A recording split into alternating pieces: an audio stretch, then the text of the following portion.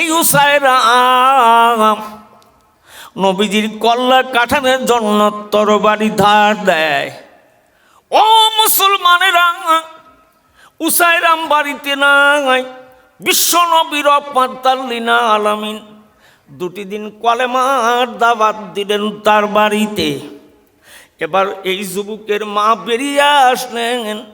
উসায়রামের মাকে নবীজি মা কয়া ডাক দিলেন, মা গো, আপনার উসায়রাম তো বাড়িতে নাই, আপনার কলিজার টুকরা সন্তান বাড়িতে আসলে বলবেন আমি মক্কা থেকে একজন নবী মদিনায় হিজরত করে আসছি।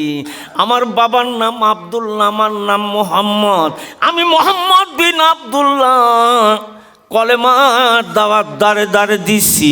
আর 3 দিন নবীজি মদিনা থেকে যখন উহুদের প্রান্তরে যুদ্ধে চলে যায়, মদিনার আবাল বৃদ্ধা বনিতার দল সবাই জিহাদের ময়দানে। উসায়রাম বাড়িতে আসলো। মা তখন কলিজার টুকরা সন্তানকে বলছে, বাবা উসায়রাম, আমার নবী যদি উহুদের ময়দানে যদি শহীদ হয়ে যায় তোমার মতন। এই যুবক বলে, মা, আমার নবী যদি শহীদ হয়ে যায় মা, আমি উসায়রামের জীবনটা বড় লম্বা হয়ে যাবে, থাকলো তোমার খেজুরের নাস্তা। মা কয়েকটা খেজুর নিয়ে যুবকটা উহুদের প্রান্তরে দৌড়াতে লাগলেন। দৌড়াতে দৌড়াতে যাইতে বাজান দেখতেছে মদিনার নারীরা শিশু সন্তান কোলে করে নিয়ে রাস্তার ধারে কাতারবদ্ধ হয়ে বসে আছে। উসায়রাম জিজ্ঞাসা করলো, মদিনার মানুষগুলি কোথায় গেছে? বলে, মদিনার মানুষগুলি জিহাদের ময়দানে অংশগ্রহণ করেছে। এবার উসায়রাম মসজিদে নববীতে গেলেন, কাউকে সেখানে দেখলেন না, মাত্র একজন মানুষ। এবার উসায়রাম কখনো কলেমার বিনিময় ঈমান আনে নাই। এই সোনার যুবক তরবারি নিয়ে উহুদের প্রান্তরে দৌড়া। সম্মানিত সুধী সমাজ, আমি যে রুকুটির থেকে আয়াতে কারিমা আপনাদের সামনে তেলাওয়াত করেছি, সূরাতুল বাকারা মাদিনী জিন্দিগিতে বিশ্বনবীর উপর আল্লাহ নাজিল করছেন। নাজিলের প্রেক্ষাপটে এই সূরাটির মধ্যে 286টি আয়াতে কারিমা আছে, 40টা রুকু আছে। জোরে বলুন আলহামদুলিল্লাহ।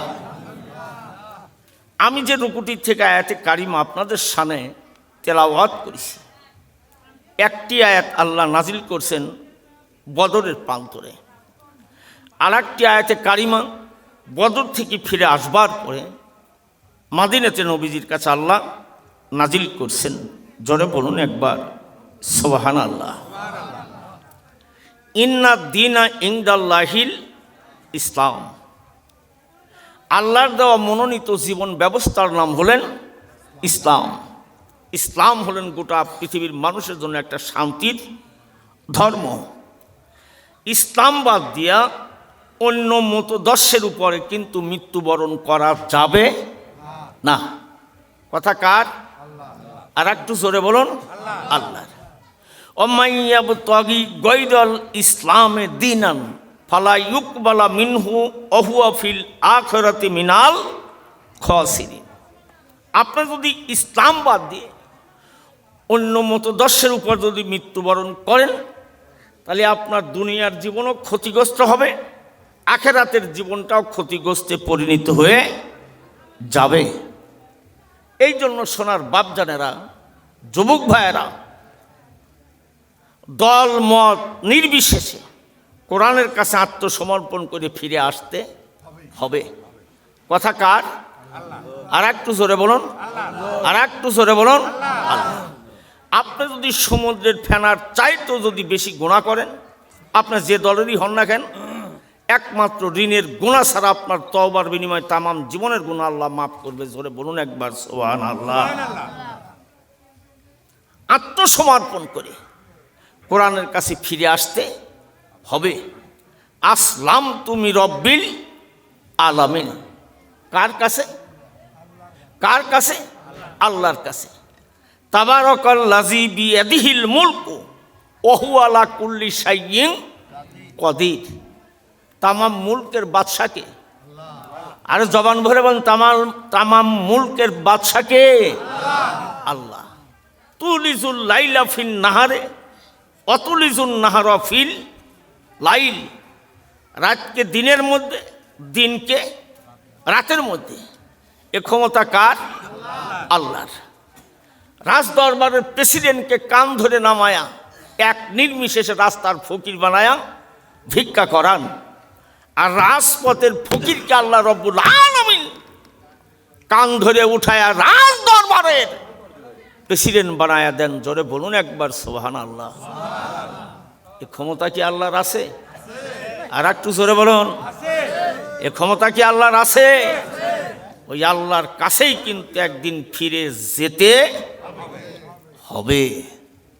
সোনার বাপজানেরা, যুবক ভাইয়েরা, আমি আপনাদের খেদমতে আরজ করে বলছি, ওই আল্লাহর আদালতেই আমার আপনার জীবনে একদিন ফিরে যেতে হবে। কে মন্ত্রী, কে মিনিস্টার, কে আইজি, কে ডিএসপি, কে জেনারেল মেজর, কে প্রধানমন্ত্রী, এইটা দেখে কিন্তু আল্লাহ বিচার করবে না। আল্লাহ বিচার করবেন আপনার জীবনের ভালো নেক আমল দেখে। আর আল্লাহর বিচারে কারুর কাছে কিন্তু জুলুম, নির্যাতন, পার্সিয়ালিটি চলবে না। আল ইয়াউমা তুজ্জা কুল্লু নাফসিম বিমা কাসাবাত লা যুলমাল ইয়াউম ইন্নাল্লাহা সারিউল হিসাব। সেদিন আল্লাহ কারোর উপর জুলুম করবে না। কে ধনী, কে গরিব, এটা কিন্তু আল্লাহ তাকায়া দেখবে না। সোনার বাপচানেরা, যুবক ভাইয়েরা, প্রত্যেকটি নারী এবং পুরুষের দায়িত্ব আছে, যারা মুসলমান, আল্লাহর জমিনের দিন কায়েম করা। ইয়া আইয়ুহাল্লাযিনা আমানু দুখুলু ফিস সিলমে কাফা। যারা ঈমান আনছেন, আল্লাহকে রব বলে মানেন, ইন্নাল্লাযিনা ক্বালু রাব্বুনাল্লাহু সুম্মা ইসতাকামু, যারা দৃঢ় অবিচল আল্লাহকে বিশ্বাস করেছেন, আল্লাহ ঈমানদারকে বলছেন উদখুলু ফিস সিলমে কাফা, পরিপূর্ণ কমপ্লিটলি তোমরা ইসলামের মধ্যে প্রবেশ করো। আপনি কোরআনের কিছু কথা মানবেন আর কিছু মানবেন না।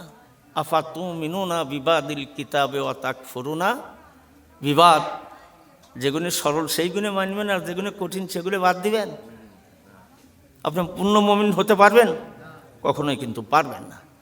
এই জন্য আজ বর্তমান দেশ ও সমাজের যে পরিস্থিতি, একই বাড়ির মধ্যে 4-5টা দল, কেউ হেফাজত, কেউ জাতীয় পার্টি, কেউ জামাত ইসলাম, কেউ বিএনপি, কেউ আওয়ামী লীগ, কেউ এনসিপি। কথা ঠিক না বে ঠিক? তাহলে কতটি গ্রুপ একই বাড়ির মধ্যে। কিন্তু কোরআন বলতেছেন মোট গ্রুপকে এক জায়গায় করে আমার কোরআনকে তোমরা জমিনের উপর শক্ত করে ধরো। ওয়াতাসিমু হাবলিল্লাহি জামিআন ওয়ালা তাফাররাকু। আপনি কোরআনকে ছেড়ে দিয়ে যদি বাতিলের অনুসরণ করেন, কাল কিয়ামতের মাঠে আখিরাতের আদালতে আল্লাহর রাসূল কিন্তু আমার আপনার জীবনের জন্য সুপারিশ করতে আসবে না। তাহলে আপনারা নবীর দলের মানুষ হয়ে কবরে যাবেন, না বাতিলের দলের মানুষ হয়ে কবরে যাবেন? আসতে কোন জবান ভরিয়ে কোন তো দেখি নবীর দলের। হ্যাঁ, কবরে যায় দেহ, কবরে যাও। কবরে কিন্তু একদিন যেতেই হবে, সে আজ হোক আর কাল হোক, আজ হোক আর কাল হোক। সোনারে কবরের মাটি কিন্তু আমাকে আপনাকে ছেড়ে দেবে না। এই জন্য আসুন, ছোট্ট আমলের বিনিময়ে বড় আমল ধরিলেই আল্লাহর কাছে। ইন্নাল্লাযিনা আমানু ওয়া আমিলুস সলিহাতি কানাত লাহুম জান্নাতুল ফিরদাউসে নুজুলা। নিশ্চয়ই যারা আমরা ঈমান আনছি, ঈমান আনার সঙ্গে সঙ্গে আল্লাহ কিন্তু বলছে ও আমিলুস সলিহাত, তোমরা ভালো কাজগুলি আমার জমিনে করো। ভালো কাজের মধ্যে কি সর্বপ্রথম কিন্তু পাঞ্জেখানা নামাজ। সেই নামাজই যদি প্রথমে না পারো তোমার তাহলে আর ভালো কাজ হবে কি দিয়ে? হে ভাই কথা কোন আগে। হযরত বাইজিদ বুস্তানি রহমতুল্লাহ আলাইহির নাম শুনছেন? তিনি কিন্তু জবরদস্ত আল্লাহর ওলি, আল্লাহর সঙ্গে ভালো সম্পর্ক। একজন ব্যক্তি স্বপ্নের মধ্যে বাইজিদ বুস্তানিকে দেখতেছেন আর জিজ্ঞাসা করছেন, বাইজিদ আল্লাহ তোমার সঙ্গে কেমন ব্যবহার করছে? বলে, আল্লাহ তো আমার সঙ্গে সুন্দর ব্যবহার করছে। তুমি তো একজন ভালো মানুষ, আল্লাহর প্রতিটি হুকুম তুমি অক্ষরে অক্ষরে পালন করেছো, তাহলে আল্লাহ তোমার সঙ্গে কেমন ব্যবহার করেছে? হযরতে বাইজিদ বুস্তানি রহমতুল্লাহ আলাইহি ওই মানুষটাকে ঘুমের ঘরে স্বপ্নের মধ্যে বলতেছে, আল্লাহ তো আসলে আমার সঙ্গে ভালো ব্যবহার করছে, কিন্তু কোন আমলের বিনিময়ে আল্লাহ আমাকে জান্নাত দেবে এইটা তো আমার জীবনে জানা নাই। হযরত বাইজিদ বুস্তানির কাছে হেলাম আসলো, বাইজিদ তোমার তামাম জীবনের আমলের চাইতে আমি একটা ছোট্ট আমল আল্লাহ দুনিয়ায় বেশি পছন্দ করছি। ছোট্ট আমল। বলে, আল্লাহ কোন আমল? তুমি জীবনভর তাহাজ্জুদ গুসার করছো, নামাজ পড়ছো, আমার প্রতিটি হুকুম তুমি পালন করেছো, কোনো ইবাদত আমার কাছে পছন্দনীয় না, একটা ছোট্ট আমল তোমার জীবনের আমার কাছে পছন্দনীয়। একদিন বাইজিদ বুস্তানি রহমাতুল্লাহ আলাইহি রাত 3টের দিক ঘর থেকে বের হয়েছেন, ইস্তেনজা করবেন, ওযু করবেন, তাহাজ্জুদের নামাজ পড়বেন। এই যে প্রচণ্ড শীতের মধ্যে বাইজিদ বুস্তানি দেখতেছেন একটা ছোট্ট বিড়ালের বাচ্চা অঝরে কাঁদতেছেন আর মাকে ডাকতেছেন। এই যে বাইজিদ বুস্তানি দেখছেন একটা বিড়ালের বাচ্চা অঝরে কাঁদতেছেন আর তার মাকে খুঁজতেন, শীতের মধ্যে থর থর করে কাঁপতেছেন। হযরত বাইজিদ বুস্তানি রহমাতুল্লাহ আলাইহি ইস্তেনজা করলেন, ওযু করলেন, বিড়ালের বাচ্চাটাকে লেফের মধ্যে ঢুকায় দিয়ে বাইজিদ বুস্তানি রহমাতুল্লাহ আলাইহি তাহাজ্জুদের নামাজে আল্লাহর আদালতে দাঁড়িয়ে গেলেন। জোরে বলুন একবার সুবহানাল্লাহ।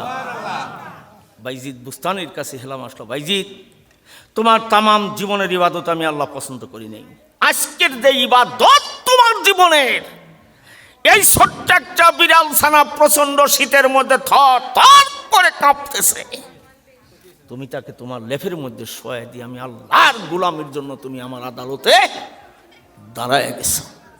এই আমলের বিনিময়ে আমি আল্লাহ তোমার সব আমল কবুল করে নিয়েছি। জোরে বলুন একবার সুবহানাল্লাহ।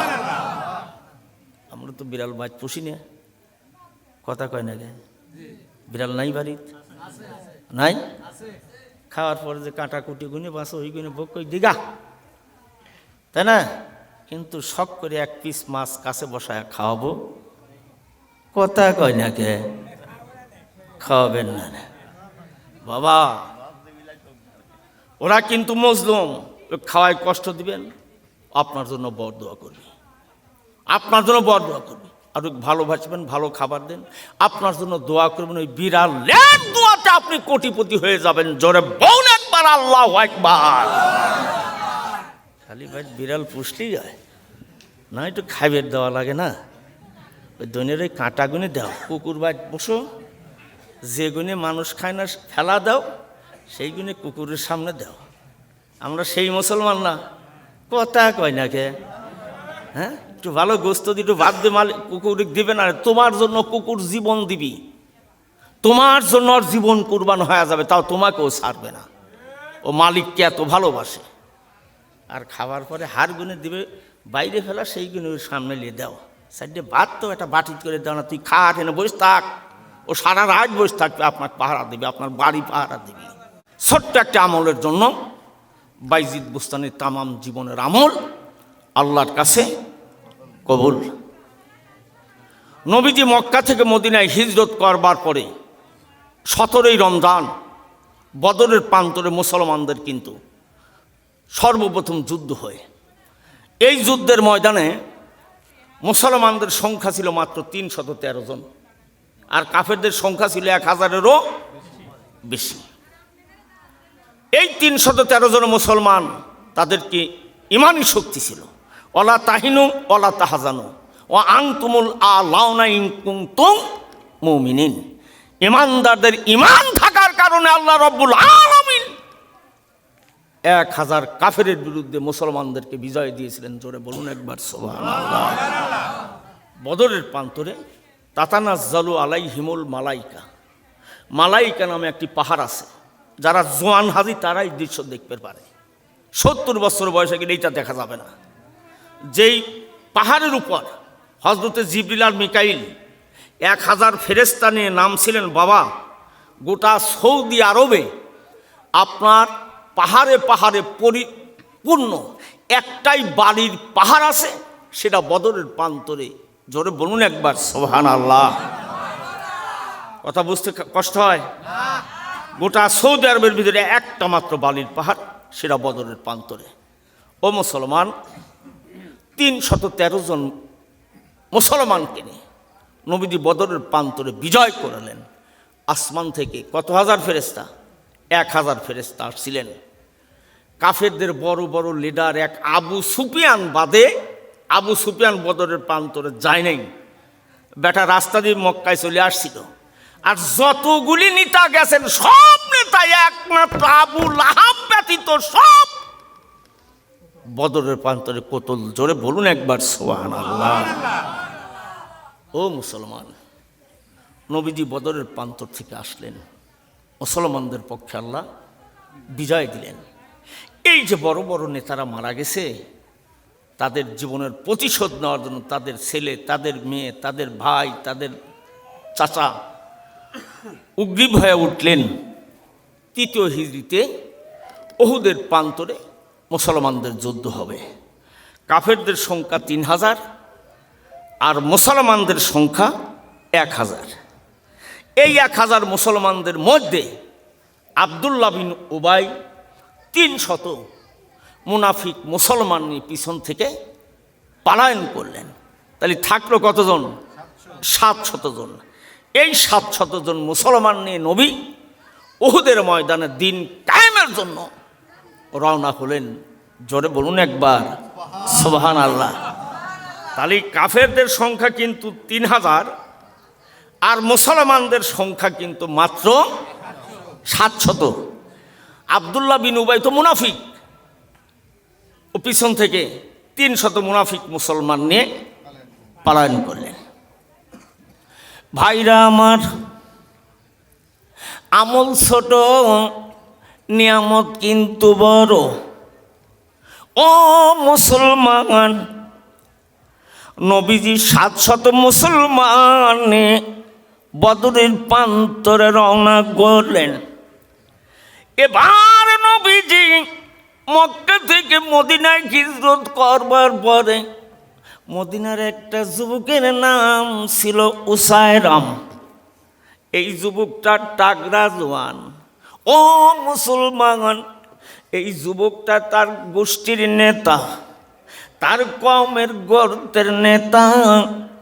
নবীজি এই উসায়রামের বাড়িতে 2 দিন কালেমার দাওয়াত দিতে গেলেন। জোরে বলা যাবে নাকি একবার সুবহানাল্লাহ? কয়দিন? 2 দিন গেলেন। আমানার রাসূলু বিমা উনজিলা ইলাইহি মির রাব্বিহি ওয়াল মুমিনুন। ঈমানের দাওয়াত দেওয়ার জন্য বিশ্বনবী রাহমাতাল লিল আলামিন এই উসায়রামের বাড়িতে 2 দিন গেলেন। এই উসায়রাম আমার নবীকে হত্যা করার জন্য তীক্ষ্ণ তরবারি ধার দিয়ে তৈরি করে রাখছেন। মুহাম্মদ বিন আব্দুল্লাহকে যদি আমি পাই, এই তরবারি তার কল্লা কেটে ফেলবো। জোরে বলুন একবার নাউজুবিল্লাহ। সোনার বাপ জানেরা, যুবক বাড়া, এই উসায়রাম নবীজির কল্লা কাটানোর জন্য তরবারি ধার দেয়। ও মুসলমানেরা, উসায়রাম বাড়িতে নাই। বিশ্ব নবী রাহমাতাল লিল আলামিন 2 দিন কলেমার দাওয়াত দিলেন তার বাড়িতে। এবার এই যুবকের মা বেরিয়ে আসলেন। উসায়রামের মাকে নবীজি মা কয়া ডাক দিলেন, মা গো, আপনার উসায়রাম তো বাড়িতে নাই, আপনার কলিজার টুকরা সন্তান বাড়িতে আসলে বলবেন আমি মক্কা থেকে একজন নবী মদিনায় হিজরত করে আসছি। আমার বাবার নাম আব্দুল্লাহ, আমার নাম মুহাম্মদ।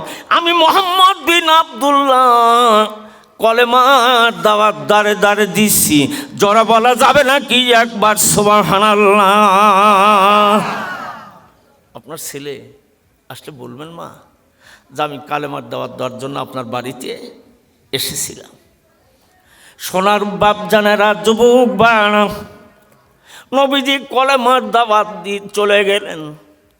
এবার উসাইরাম বাড়িতে আসবার পরে বলতেছে, বাবা উসাইরাম, জীবনে মক্কা মদিনার মাটিতে কত মানুষ দেখলাম, এই রকম সুন্দর মানুষ, আদর্শবান মানুষ আমার জিন্দিগিতে কোনোদিন বাবা মদিনার মাটি দেখি নাই। জোরে বলা যাবে নাকি একবার সুবহানাল্লাহ? এত সুন্দর চেহারা, এত সুন্দর ব্যবহার। বাবা আমার বাড়িতে 2টি দিন আসছিল এই কলেমার দাওয়াত দেওয়ার জন্য। বাবা রে, তুমি একটাবার কলমা পড়ে মুসলমান হয়ে যাও। কলিজার টুকরা সন্তান বলছে, মা ওই মানুষটাকে আমি হত্যা করার জন্য তরবারি দিয়ে ধার করে রাখছি। যদি ওই মোহাম্মদ বিন আব্দুল্লাহকে পেতাম মা, আমাদের বাপ দাদার ধর্মের উপরে চনকালি মেরে দেয়, ওই মানুষটাকে দুনিয়ার বুকে আমি হত্যা করে ফেলব। নবীজি 2টি দিন উসাইরামের বাড়িতে কালেমার দাওয়াত দিলেন। উসাইরামের সঙ্গে নবীজির দেখা হলো না। এবার 3য় দিন নবীজি মদিনা থেকে যখন উহুদের প্রান্তরে যুদ্ধে চলে যায়, মদিনার আবাল বৃদ্ধা বনিতার দল সবাই জিহাদের ময়দানে। উসাইরাম বাড়িতে আসলো। মা তখন কলিজার টুকরা সন্তানকে বলছে, বাবা উসাইরাম, আমার নবী যদি উহুদের ময়দানে যদি শহীদ হয়ে যায়, তোমার মতন উসাইরামের আমার জীবনের প্রয়োজন নাই। জোরে বলা যাবে নাকি একবার আল্লাহু আকবার? আমার নবী যদি দুনিয়ায় শহীদ হয়ে যায়, তোমার মতন উসাইরাম বেঁচে থেকে কি লাভ? জোরে বল একবার আল্লাহু আকবার। সোনার বাপ জানেরা, যুবক বাড়া, মায়ের চোখে পানি টস টস করে ঝুলতেছে। আমার নবী যদি বলেন শহীদ হয়ে যায়, তোমার মতন উসাইরাম বেঁচে থেকে কি লাভ হবে? যাও বাবা, তুমি জিহাদের ময়দানে যাও। এবার কলিজার টুকরা সন্তান বলে, মা তরবারি যাও গো মা, হাতে উঠে আমি জিহাদের ময়দানে যুদ্ধে রওনা হব। কলিজার টুকরা বেটা জিহাদের ময়দানে অংশগ্রহণ করবেন। মা জননী প্লেটের উপর কিছু খেজুর এনে দিলেন। উসাইরাম এবারে খেজুরগুলি মুখের মধ্য দিয়ে চিবাতে লাগলেন। খেজুরগুলি চিবাইতে চিবাইতে সোনার যুবকের দিলটা নরম করে দেছে আমার আল্লাহ। এই যুবক বলে, মা আমার নবী যদি শহীদ হয়ে যায় মা, আমি উসাইরামের জীবনটা বড় লম্বা হয়ে যাবে। থাকলো তোমার খেজুরের নাস্তা মা। কয়েকটা খেজুর নিয়ে যুবকটা উহুদের প্রান্তরে দৌড়াতে লাগলেন। দৌড়াতে দৌড়াতে যাইতে বাজান দেখতেছে মদিনার নারীরা শিশু সন্তান কোলে করে নিয়ে রাস্তার ধারে কাতারবদ্ধ হয়ে বসে আছে। উসাইরাম জিজ্ঞাসা করল, মদিনার মানুষগুলি কোথায় গেছে? বলে, মদিনার মানুষগুলি জিহাদের ময়দানে অংশগ্রহণ করেছে। এবার উসাইরাম মসজিদে নববীতে গেলেন, কাউকে সেখানে দেখলেন না, মাত্র একজন মানুষ। এবার উসাইরাম কখনো কলেমার বিনিময় ঈমান আনে নাই। এই সোনার যুবক তরবারি নিয়ে উহুদের প্রান্তরে দৌড়াচ্ছে। এবার উহুদের প্রান্তরে দৌড়ায় নবীজির কাছে পৌঁছে গেলেন। নবীজির কাছে যা বলেন, নবী গো, আপনি নবী যদি অনুমতি দেন আমি জিহাদের ময়দানে সৈনিক হব। জোরে বলা যাবে না কি একবার সুবহানাল্লাহ? উসাইরাম, তুমি আসছো? আমি তোমার বাড়িতে 2টি দিন কলেমার দাওয়াত নিয়ে গেছিলাম বাবা, তোমাকে আমি একদিনও বাড়িতে পাই নাই। যাও, আমি নবী তোমাকে অনুমতি দিলাম, তুমি দিনের জন্য আজকে ময়দানে যুদ্ধ করবে। বিআমওয়ালিকুম ওয়া আনফুসিকুম, মালের জায়গায় মাল, জানের জায়গায় জান। উসাইরাম জিহাদের ময়দানে চলে যাচ্ছে। এবার সাইয়েদনা নবীজির রহমাতুল্লিল আলামিন উসাইরামকে ডাক দিয়ে বলছে, উসাইরাম দাঁড়ায়া যাও। উসাইরাম দাঁড়ায় গেলেন। বিশ্বনবী রহমাতুল্লিল আলামিন বলে, বাবা গো, তুমি তো কলেমা তো পড়ো নাই, ঈমান আনো নাই, তুমি একটাবার জবানে স্বীকৃতি দাও লা ইলাহা ইল্লাল্লাহু মুহাম্মাদুর রাসূলুল্লাহ, লা ইলাহা, জোরে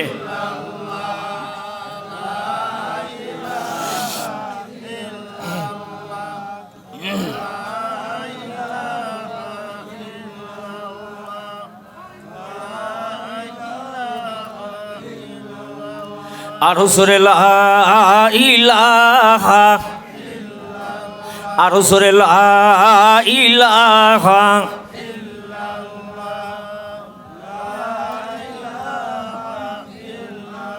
লা ইলাহা ইল্লাল্লাহু মুহাম্মাদুর রাসূলুল্লাহ সাল্লাল্লাহু আলাইহি ওয়াসাল্লাম জবানের স্বীকৃতি দিলেন, আশহাদু আন লা ইলাহা ইল্লাল্লাহু ওয়া আশহাদু আন্না মুহাম্মাদান আবদুহু ওয়া রাসূলুহু।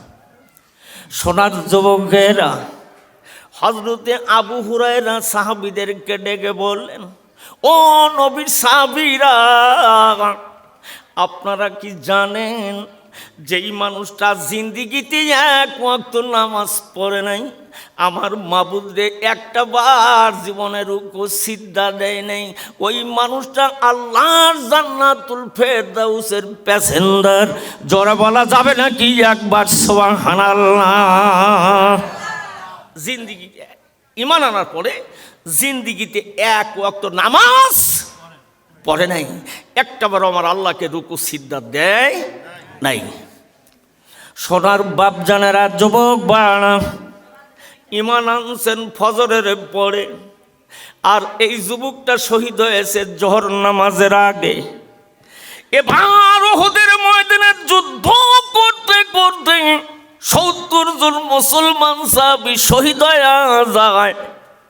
তার ভিতরে উসাইরাম রয়ে গেছে একজন, জিনার নাম আমির বিন সাবেত রাদিয়াল্লাহু তাআলা আনহু।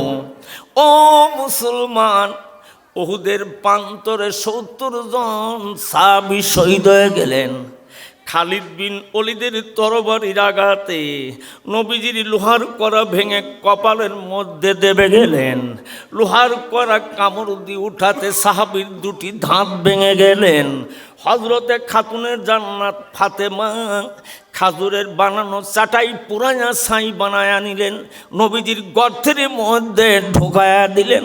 সঙ্গে সঙ্গে রক্ত বন্ধ হয়ে গেল, কিন্তু মদিনার চতুর্দিকে খবর ছড়ে গেল নবী নাই, নবী শহীদ হয়ে গেছে। ও মুসলমান ভাইরা, নবীজি আঘাতপ্রাপ্ত হলেন এই দিন জমিনে কায়েম করার জন্য। এই দিনের দাওয়াত দিতে গিয়ে উকবা বিন আবি মুইত নবীজির ঘাড়ের উপর উঠেন, নারী ভুড়ি চাপায়া দিলেন। উকবা বিন আবি মুইত নজর বিন হারেস আমার নবীজির গলার ভিতরে চাদর লাগায়া প্যাঁচ মেরে টান দিয়েছে, নবীজির শ্বাস মোবারক বন্ধ হয়ে গেছে, নবুয়াতের চেহারাখানার দুনিয়ায় লাল হয়ে গেছে। ও মুসলমান ভাইরা, এবার উহুদের প্রান্তরে ৭০ জন সাহাবী শহীদ হয়ে যায়। নবীজি ৬৯ জন খুঁজে পান, একজন সাহাবীকে উহুদের ময়দানে পাওয়া যায় না। এই উসাইরাম যুদ্ধ করতে করতে একটি পাহাড়ের পাশে বাজান কাতর হয়ে পড়ে আছে। নবীজির সাহাবীরা উহুদের প্রান্তরে তালাশ করতে করতে উসাইরামকে আহত অবস্থায় পড়ে দেখে। এবার সাহাবীরা উসাইরামকে জিজ্ঞাসা করছে, উসাইরাম, তুমি কি ইসলামের পক্ষে না বিপক্ষে যুদ্ধ করতে আসো, না তোমার গোষ্ঠীর পক্ষে তুমি যুদ্ধ করতে আসো, না আমার নবীর দলের পক্ষ নিয়ে তুমি যুদ্ধ করতে আসো? এবার নওজোয়ান উসাইরাম বলেন, ও নবীর সাহাবীরা, আমার নবীর দলের পক্ষে, আমি ইসলামের জন্য যুদ্ধ করার জন্য, জীবন দেওয়ার জন্য আসছিলাম। তবে আমি আপনাদের একটা কথা বলে যাই, আমি উসায়রাম যদি শহীদ হয়ে যাই, আমার বাকি যত সম্পদ রয়ে গেছে সমস্ত সম্পদগুলি নবীজির দরবারে দান করে গেলাম। জোরে বলা যাবে না কি একবার সুবহানাল্লাহ? আমি উসায়রাম যদি শহীদ হয়ে যাই, তাহলে আমার সমস্ত মাল আমি দিনকে জমিনে প্রতিষ্ঠিত করার জন্য রহমাতাল্লিল আলামিনের দরবারে আমি দান করে দিয়ে গেলাম। জোরে বলুন একবার সুবহানাল্লাহ। এই কথা বলতে বলতে উসায়রাম ইন্তিকাল করছেন উহুদের প্রান্তরে। ইন্না লিল্লাহি ওয়া ইন্না ইলাইহি রাজিউন। সোনার বাপ জানেরা, যুবক বাড়া, এবার উসায়রাম ইন্তিকাল করলেন। এবার নবীজির দরবারে এসে সাহাবীরা বলতেছেন, ইয়া রাসূলুল্লাহ, ইয়া হাবিবাল্লাহ, নবী গো, উসায়রামকে জিন্দিগিতে কোনোদিন আপনার দরবারে দেখলাম না। আজ জিহাদের ময়দানে ইসলামের পক্ষ নিয়ে যুদ্ধ করে জীবন কুরবান করেছে। ও আমার সাহাবীরা, আমি নবী 2 দিন গেছিলাম উসায়রামের বাড়িতে কালেমার দাওয়াত দেওয়ার জন্য। তার মাকে বলছিলাম, মা, মক্কা থেকে আমি একজন মানুষ আসছি, আমার নাম রহমাতাল্লিল আলামিন, আমি একজন আল্লাহর নবী গো মা, তোমার কলিজার টুকরা সন্তানকে আমি দিনের দাওয়াত দেওয়ার জন্য আসছিলাম, তোমার সন্তানকে পাইলাম না। আজ যুদ্ধের দিন উসায়রাম আমি নবীর দরবারে উহুদের প্রান্তরে কলেমার বিনিময় ইমানের জিহাদের ময়দানে অংশগ্রহণ করেছে। উসায়রাম একজন মুসলমান। ও মুসলমান, কিয়ামতের মাঠে যেদিন কায়েম হয়ে যাবে, সোহাদারা রক্ত মাখা অবস্থায় কিন্তু আল্লাহর কোঠে দাঁড়াবে। বিনা হিসাবে সোহাদারা আল্লাহর জান্নাতুল ফেরদাউসে যাবে। ও মুসলমান, উসায়রাম কিন্তু 1 ওয়াক্ত নামাজ পড়ল না। ভালো কাজের মধ্যে শুধু ঈমান আনবার পরে জিহাদের ময়দানে যুদ্ধে শহীদ হয়ে গেছে। আল্লাহ রাব্বুল আলামিন এই ছোট্ট একটি আমলের বিনিময়ে সবচাইতে বড় নিয়ামত আল্লাহ উসায়রামকে দান করলেন। জোরে বলা যাবে না কি একবার সুবহানাল্লাহ?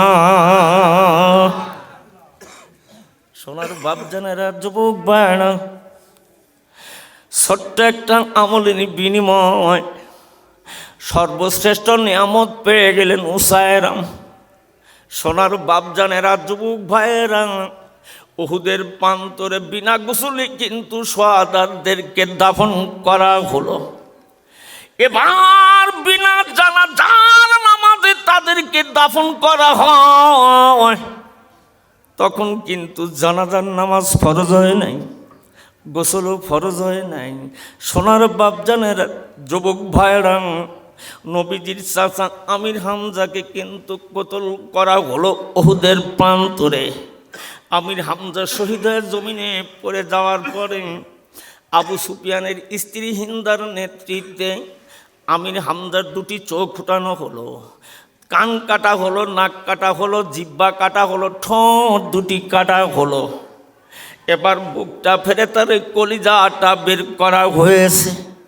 এবার নবীজি এই দৃশ্য দেখতেছেন, উহুদের প্রান্তরে আমার চাচা আমির হামজাকে শহীদ হয়ে যায়। ও মুসলমান, যারা দিনকে জমিনের উপর বাস্তবায়ন করতে গিয়ে জীবন কুরবান করবে, আমার আল্লাহ বলেন ওরা মরা মানুষ নয়, ওরা আমার জমিনের জীবিত মানুষ। জোরে বলা যাবে নাকি একবার সুবহানাল্লাহ? ওয়ালা তাকুলু লিমান ইউকতালু ফি সাবিলিল্লাহি আমওয়াত বাল আহিয়াউ ওয়ালাকিন লা তাশউরুন। জোরে বলা যাবে নাকি একবার আল্লাহু আকবার? আসুন, যেই দিন সাহাবাজ ভাই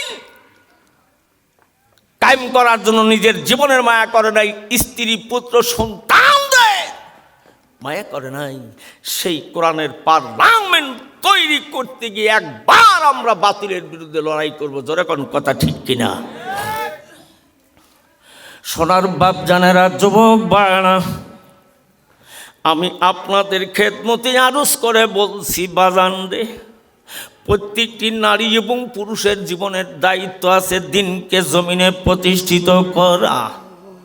ও মুসলমান ভাইরা, দিন যদি জমিনে যদি কায়েম না হয়ে যায়, কোরআনের পার্লামেন্ট যদি তৈরি না হয়ে যায়, সমাজের সুদ যাবে না, ঘুষ যাবে না, চুরি যাবে না, ব্যভিচারী যাবে না, ছিনতাই যাবে না, রাহা যাবে না, পরকিয়া যাবে না। যাবে? কোরআনের আইন দরকার আছে? যখন আছে। সোনার বাপ জানেরা, যুবক বাড়া, আমি আপনাদের খেদমতে আরজ করে বলতেছি, বিশ্বনবী রহমাতাল লিল আলামিন যেই জমিনের উপর দিনকে কায়েম করার জন্য নিজের জীবন কোরবান করলেন, সোনার বাপ জানেরা, যুবক ভাইয়েরা, অষ্টম হিজরিতে নবীজি হুনাইনের যুদ্ধ করে মক্কায় ফিরতেছেন।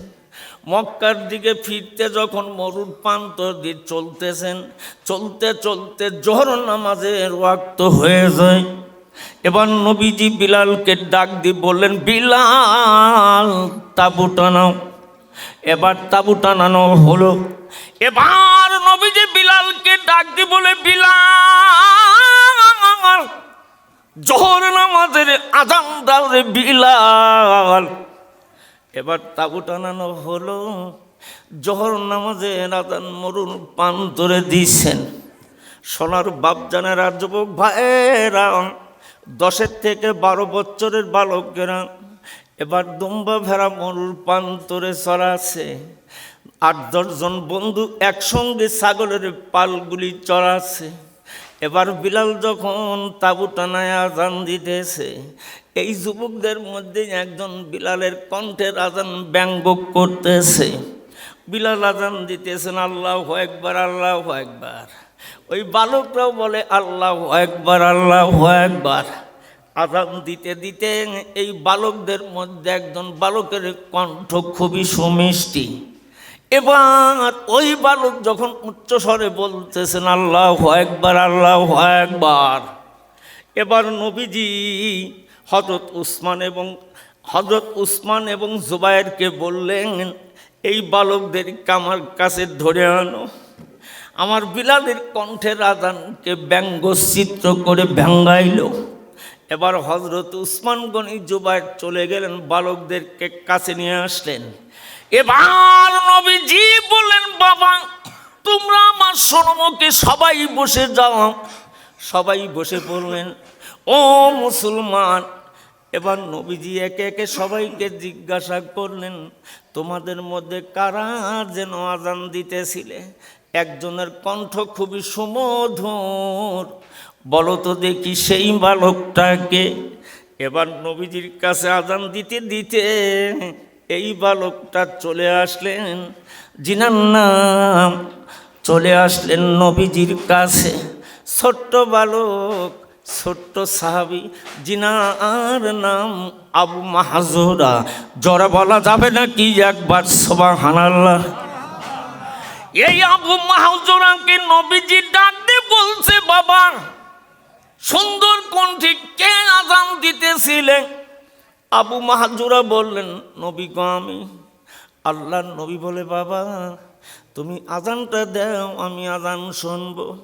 ছোট্ট বালক মুখের গোজগুলি গপায় নাই, দাড়িগুলি ওঠে নাই, মোজগুলি গজায় নেই। ছোট্ট বালক বলে, নবী গো আমি তো আযান তো জানি না। দয়ার নবীজি বললেন, বাবা আমি তোমাকে আযান শিখায়া দেব, তুমি আযান আমার সঙ্গে বলবে। নবীজি বলেন, আল্লাহু আকবার, আল্লাহু আকবার। ছোট্ট বালক আবু মাহজুরা বলেন, আল্লাহু আকবার, আল্লাহু আকবার। নবীজি বলেন, আশহাদু আল্লা ইলাহা ইল্লাল্লাহ। ছোট্ট বালক বলেন, আশহাদু আল্লা ইলাহা ইল্লাল্লাহ। এবার নবীজি আবু মাহজুরাকে আযান যখন শিখাইতেছিলেন, দয়াল নবীজি আবু মাহজুরার কপালের মধ্যে চুলের মধ্যে হাত ঢুকাইয়া দিলেন। চুলের ভিতরে হাত ঢুকায় দিয়ে নবীজি দোয়া করতেছেন, আল্লাহ তুমি আবু মাহজুরাকে দিনের জন্য কবুল আর মঞ্জুর করে নাও। দয়াল নবীজি যখন কপালের ভিতরে হাত ঢুকায়া দিয়েছে, আবু মাহজুরার কলিজাটা ঠান্ডা শীতল হয়ে গেছে। ও মুসলমান, ছোট্ট বালক বলে, নবী গো, আপনি আমাকে কলেমার বিনিময়ে মুসলমান বানায়া দেন।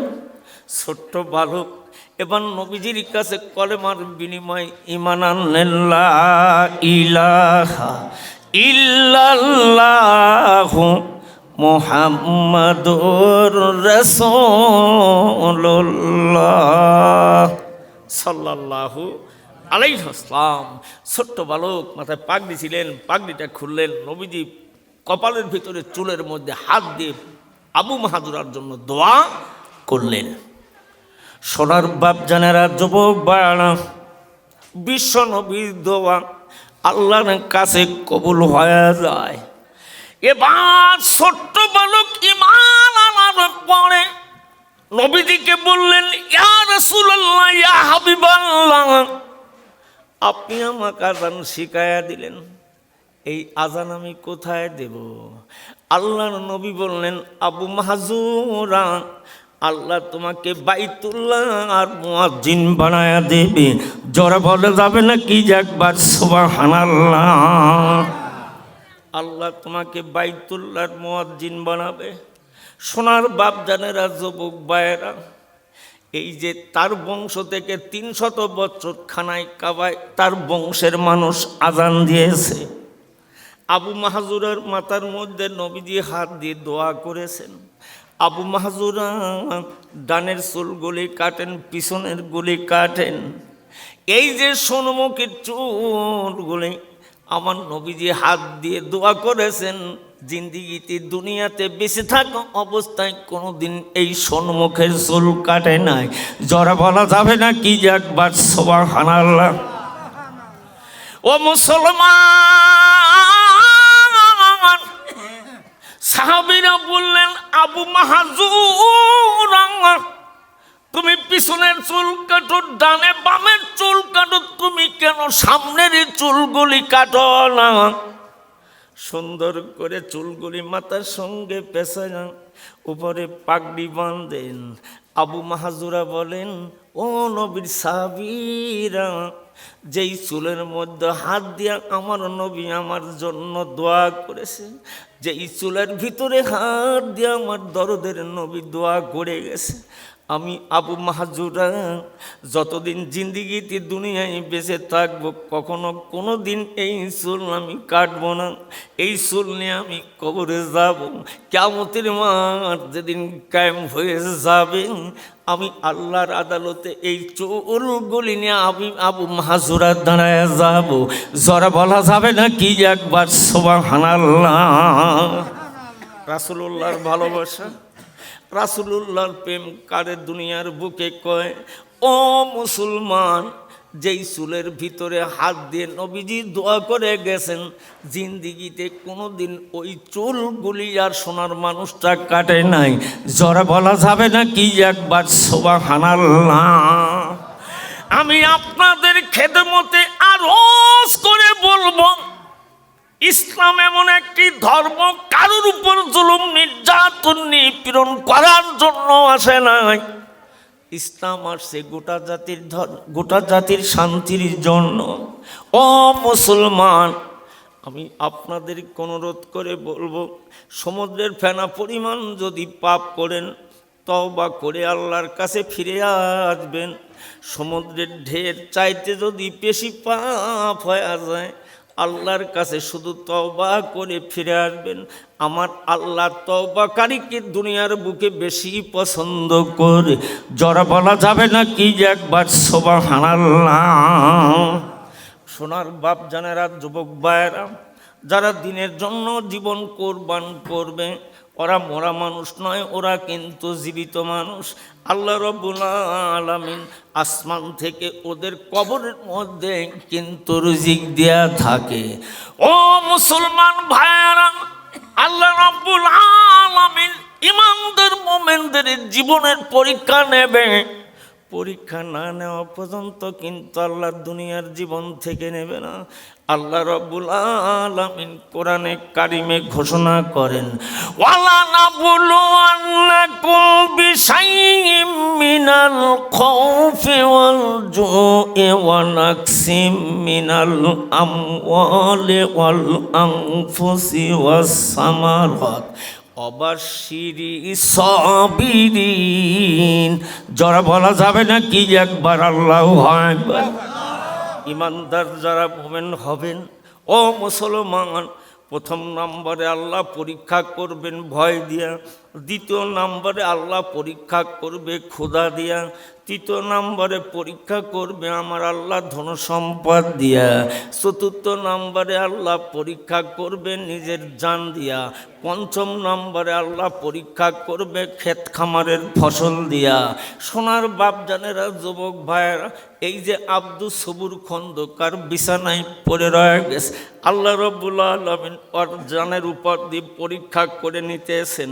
এই পরীক্ষা দিতে গিয়ে অধৈর্য হওয়া যাবে না, আল্লাহর কাছে সাহায্য প্রার্থনা করতে হবে।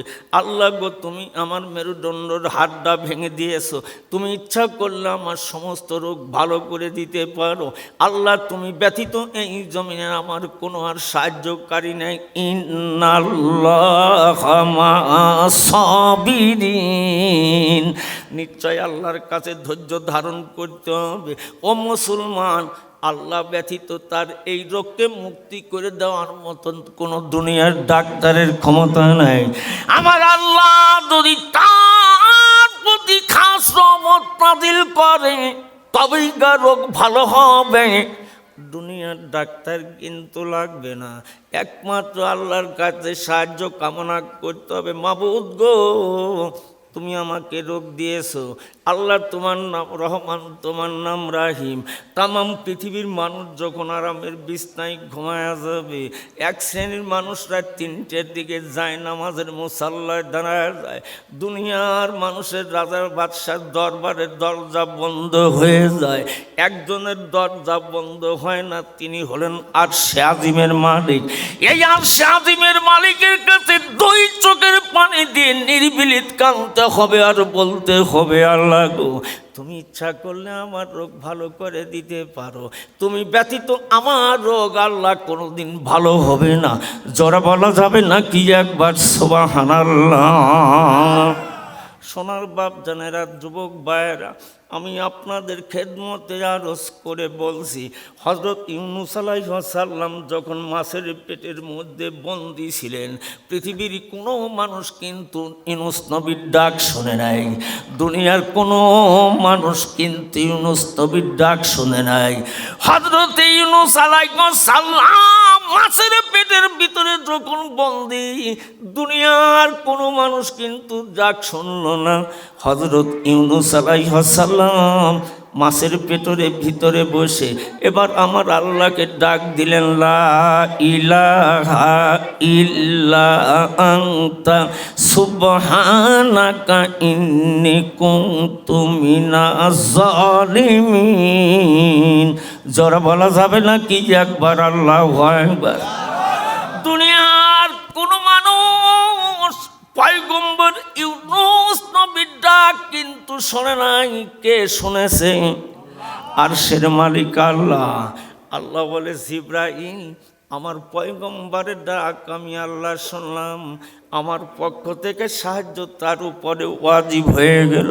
ফাস্তাজাবনা লাহু ওয়া নাজ্জাইনাহু মিনাল গাম্মি ওয়া কাযালিকা নুনজিল মুমিনিন।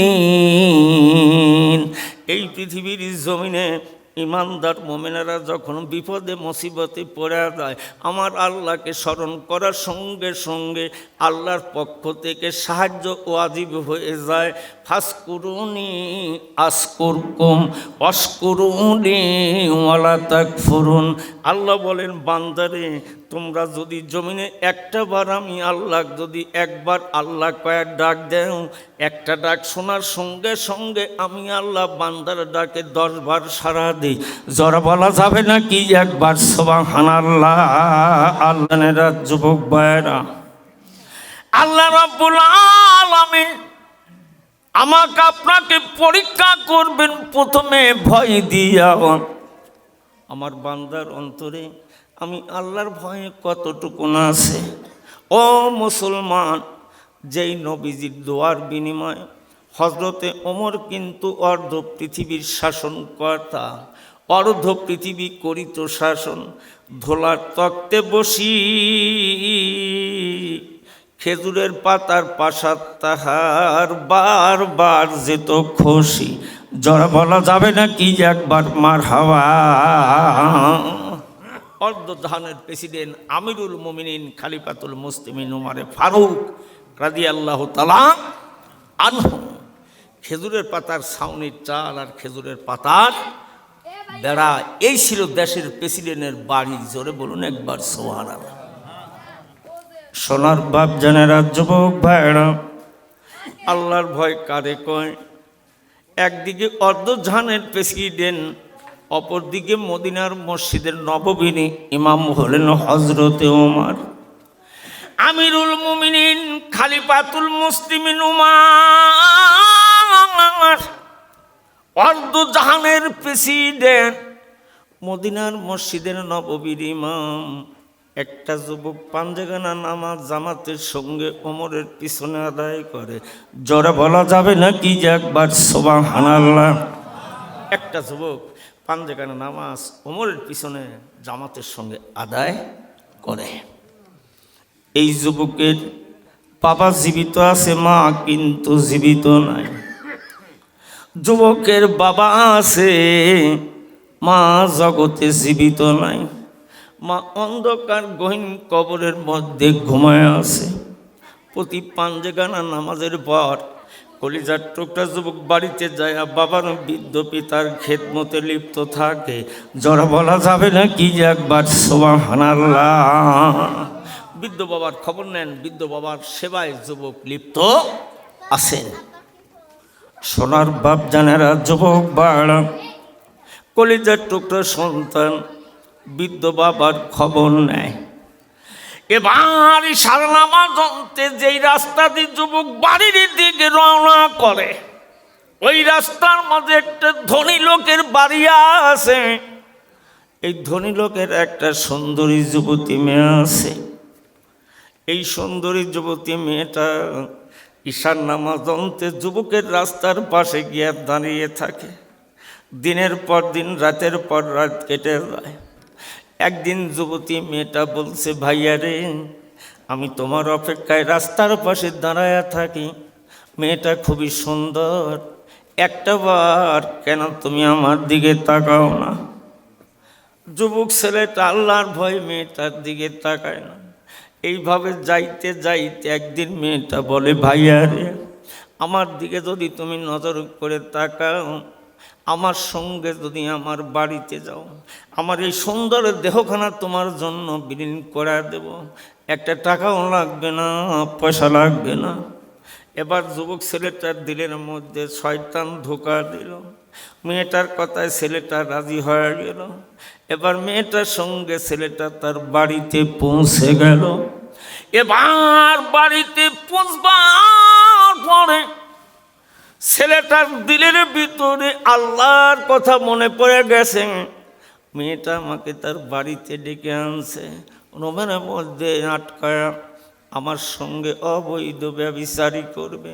পৃথিবীর কোনো মানুষ যদি না দেখে, আমার আল্লাহ কিন্তু তাকায়া দেখবে। জরা বলা যাবে না কি যে একবার সুবহানাল্লাহ। পৃথিবীর কোনো মানুষ না তাকায় দেখলে কে তাকায় দেখবে? আর একটু জোরে বলুন। পৃথিবীর কোনো মানুষ না জানলে কে জানবে? আল্লাহ জানবে। সঙ্গে সঙ্গে যুবকের দিলের মধ্যে আল্লাহর ভয় এসে গেছে। সঙ্গে সঙ্গে একটা কোরআনের আয়াতের কারিমা মনে পড়ে গেছে, ইন্নাল্লাযীনা তাকাউ ইযা মাসসাহুম তাইফুম মিনাশ শাইতানি তাযাক্কারু ফাইযা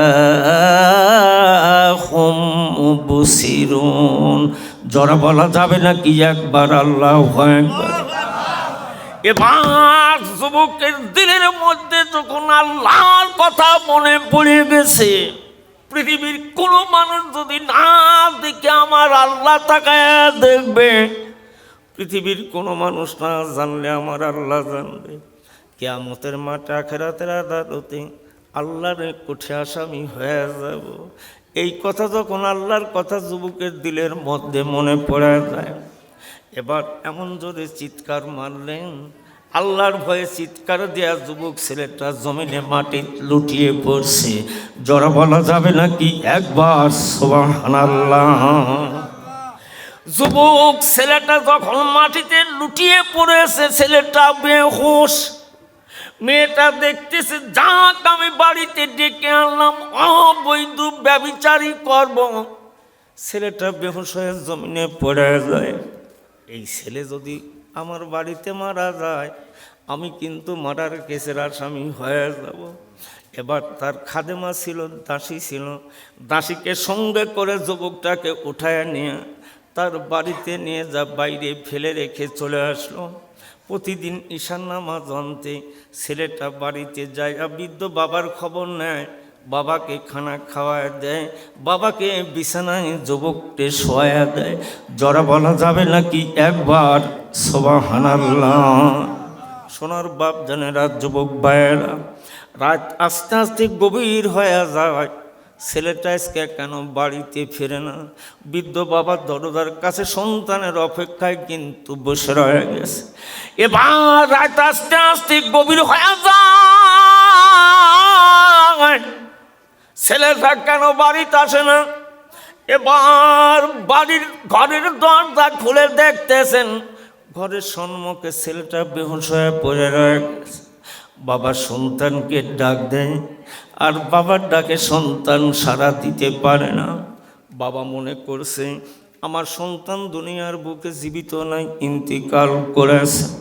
বৃদ্ধ বাবা চিৎকার মারলেন, প্রতিবেশী মানুষগুলা বাজান ছুটে আসলেন। প্রতিবেশী মানুষগুলি আসবার পরে যুবকের মাথায় পানি ঢালা হলো। পানি ঢালতে ঢালতে যুবকটার জ্ঞান ফিরে আসলো।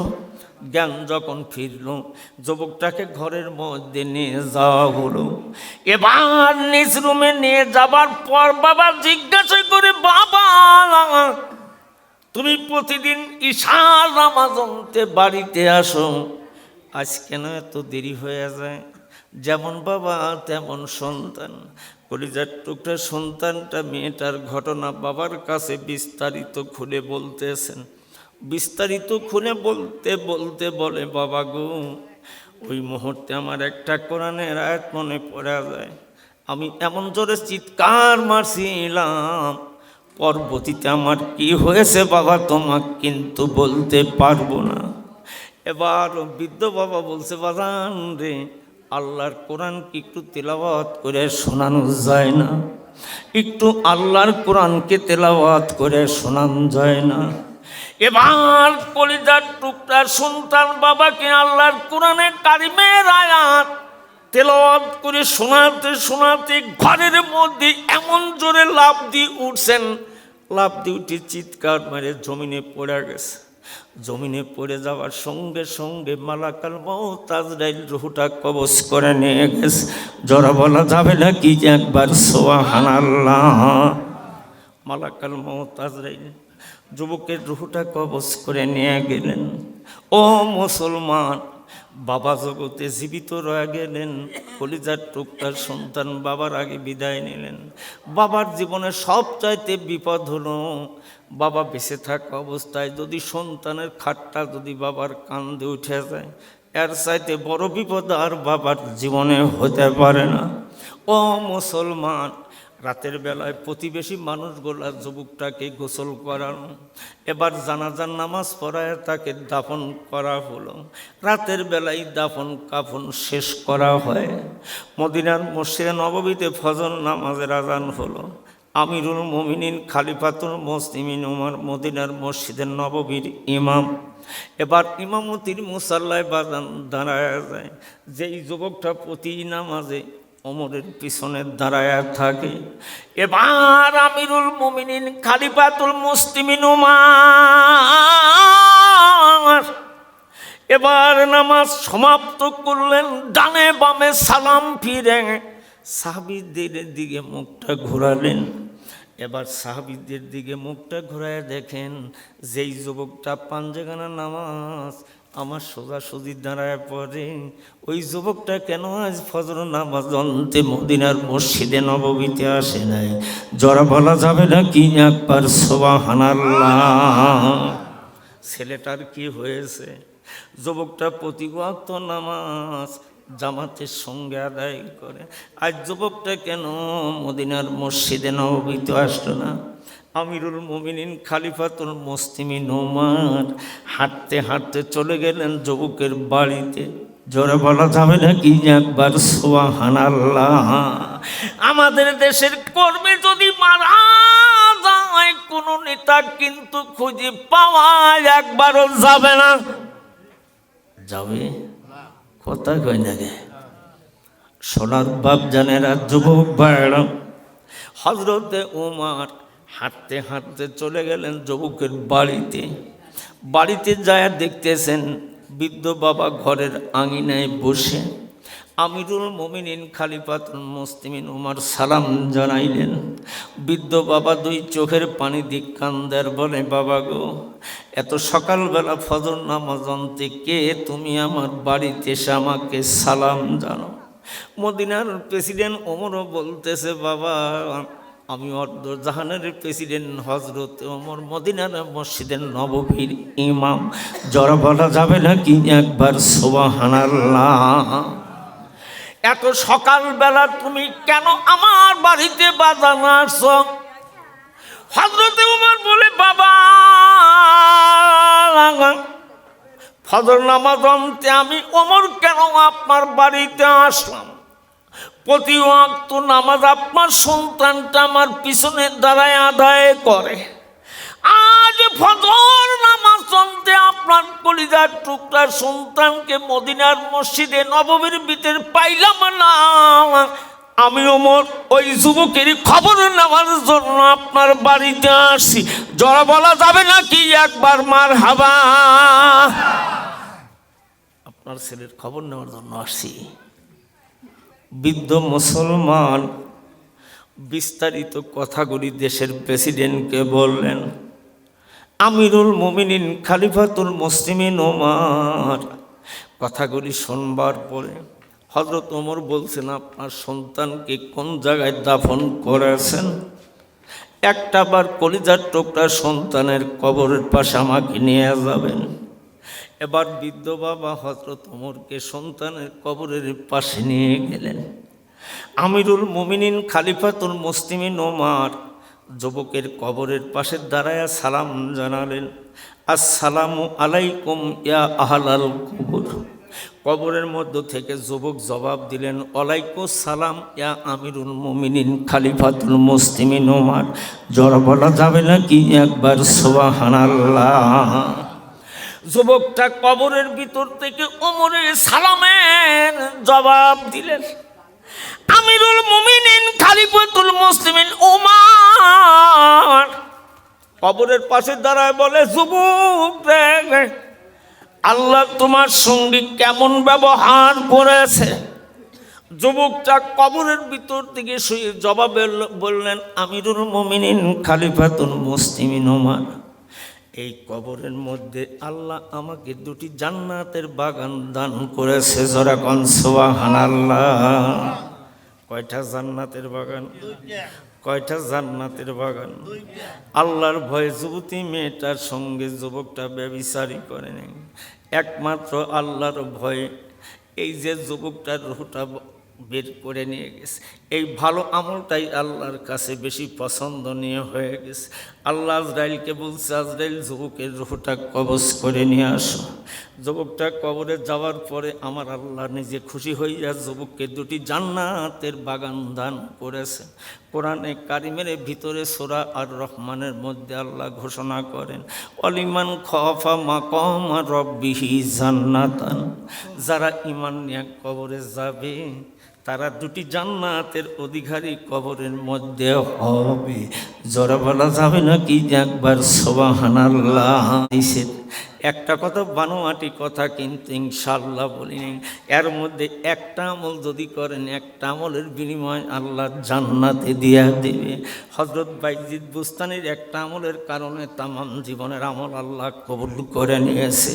ছেলেটার একটা আমলের বিনিময় আল্লাহ কবরের মধ্যে দুটি জান্নাতের বাগান দান করেছে। উসায়রাম সাবেদ রাদিয়াল্লাহু তাআলা আনহু কলমা পড়ে ঈমান আনার কারণে একটা আমলের বিনিময় আল্লাহ কিন্তু তার উপরে খুশি হয়ে গেছে। জিন্দিগিতে এক ওয়াক্ত নামাজ পড়ল না, রোজা করল না, হজ করল না, যাকাত দিল না, একটা আমলের বিনিময় আল্লাহ জান্নাতুল ফেরদাউসের উচ্চ মাকাম দান করেছে। জোরে বলা যাবে না কি একবার মারহাবা।